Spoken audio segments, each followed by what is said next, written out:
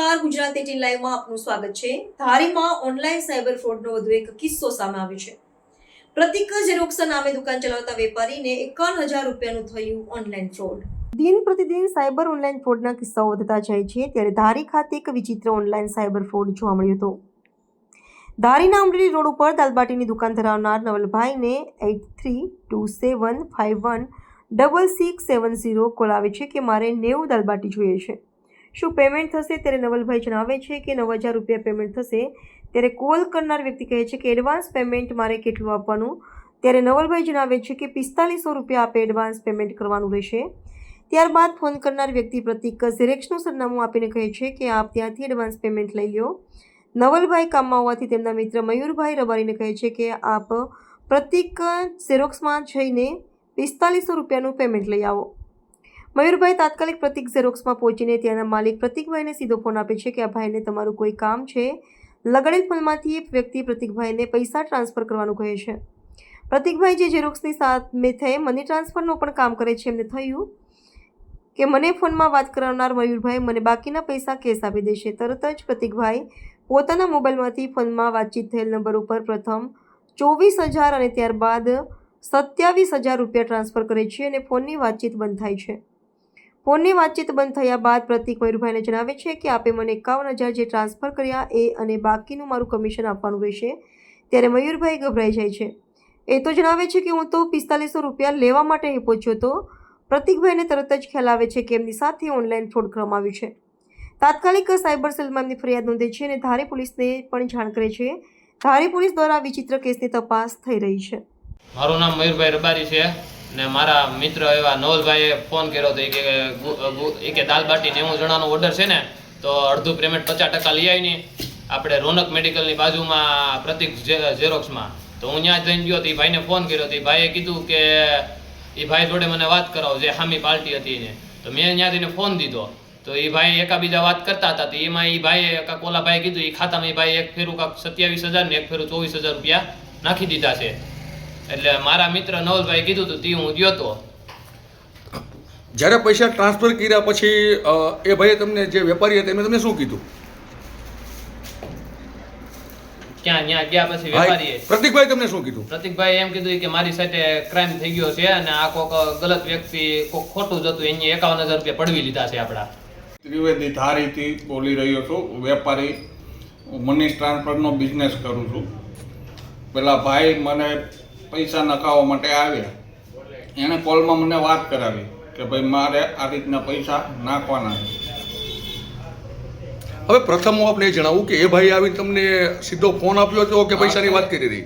એણે નાખવાનું કીધેલ નથી, પણ એણે ડાયરેક્ટ મને ફોન આપ્યો કે ભાઈ આ રીતના આ ભાઈ હારે વાત કરી લો।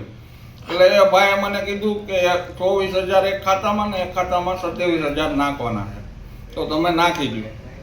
એટલે હું તો મની ટ્રાન્સફરનો બિઝનેસ કરું છું, એટલે મને એમ થયું કે ભાઈ પાસેથી મારે રોકડા લઈને નાખવાના છે। એટલે મેં 24,000 અને 27,000 ગુરુનાથ ગોપાલ બારીના નામના ખાતામાં નાખી દીધા। અને એ ભાઈ તો ફોનમાં એમ કહેલું કે તમારે ત્યાંથી લેવાના છે। હવે એ ભાઈ મારી પાસે 4500 માગવા માંડ્યા, તો મેં કીધું તમારે માગવાના નથી ભાઈ, તમારે મને 51,000 દેવાના છે। ત્યારબાદ આપણે માલુમ પડ્યું કે આપણી સાથે ઓનલાઈન ફ્રોડ થયેલું છે। ત્યારબાદ મને ખબર પડી કે આ ભાઈ માગે છે, એટલે મને તરત શંકા ગઈ કે મારી સાથે ઓનલાઈન ફ્રોડ થઈ ગયું છે। એટલે મેં તરત એ ભાઈને કીધું ભાઈ તમે મને આમાં ભૂલ થઈ ગઈ છે, આપણી સાથે ફ્રોડ થઈ ગયો છે। અને આપના માધ્યમથી એક સંદેશો ફેલાવવા માંગો છો કે ભવિષ્યમાં આવા કોઈ ફોન આવે, એટલે ભવિષ્યમાં આવા કોઈ ફોન આવે કે આ રીતનું કોઈ થાય તો મિસઅન્ડરસ્ટેન્ડિંગમાં કોઈ પૈસા નાખી ના દેવા। અને આપે ઓનલાઈન જે કંઈ ફરિયાદ છે એ પણ કરાવી દીધી છે? હા, 1930 મેં ઓનલાઈન ફરિયાદ કરાવી દીધી છે।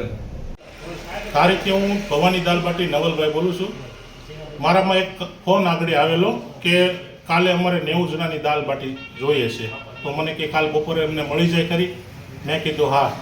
તો મને કે તમારું પેમેન્ટ કેટલું થાય? મેં કીધું 90 જણાનું 9,000 રૂપિયા પેમેન્ટ થાય। તો મને કે એડવાન્સ તમને કાંઈ આપવાના?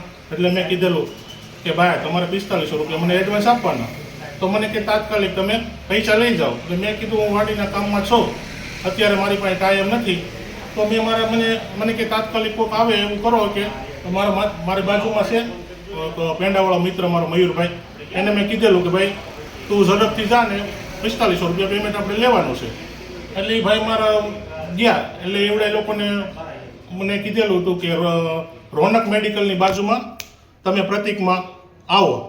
એટલે ભાઈને મોકલેલો, એટલે પ્રતિકમાં એ ભાઈ ગયા. એટલે ત્યાં જઈને પ્રતિકમાં એ ભાઈએ ફોનમાં વાત કરાવી. એટલે પ્રતિકવાળા ભાઈએ ફોનમાં વાત કરતાં કરતાં સીધા એક 24,000 રૂપિયા નાખ્યા, એક 27,000 રૂપિયા, કોઈ કન્ફર્મ કર્યા વગર સીધા પૈસા ટ્રાન્સફર કરી દીધા. આશ્ચર્યની વાત તો એ હતી કે ખરેખર આપણે પૈસા લેવાના હતા. અમારે તો 4500 રૂપિયા પેમેન્ટ એને કીધેલું હતું કે પ્રતિકમાં જઈ તમે ત્યાં જઈને ફોન કરીને કહેવાનું છે કે 4500 રૂપિયા અમને આપવાના. એટલે ફોનમાં એને વાત કરી, એટલે ભાઈએ સીધા એક 24,000 રૂપિયા નાખી દીધા, એક 27,000 રૂપિયા નાખી દીધા. આ પૈસા એને કોઈ જાણકારી લીધા વિના પૈસા ટ્રાન્સફર કરી દીધા.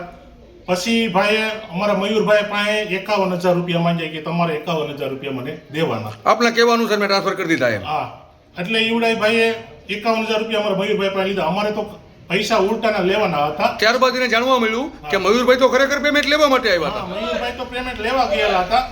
પછી આવી રીતનો એને ફ્રોડ થયેલો. એટલે ઈવડાઈ ભાઈ પ્રતિકભાઈ કીધું કે આપણી સાથે ફ્રોડ થઈ ગયેલો છે. અને આપને જાહેર લોકોને જણાવો છો જાહેર લોકોને જણાવવાનું કે આવી રીતના કોઈ ફોન આવે તો કોઈ ફસાવવું નહીં, કોઈ જાતનું આવી રીતના ફ્રોડમાં ફસાવવું નહીં. આવી રીતનો ફ્રોડ થાય છે.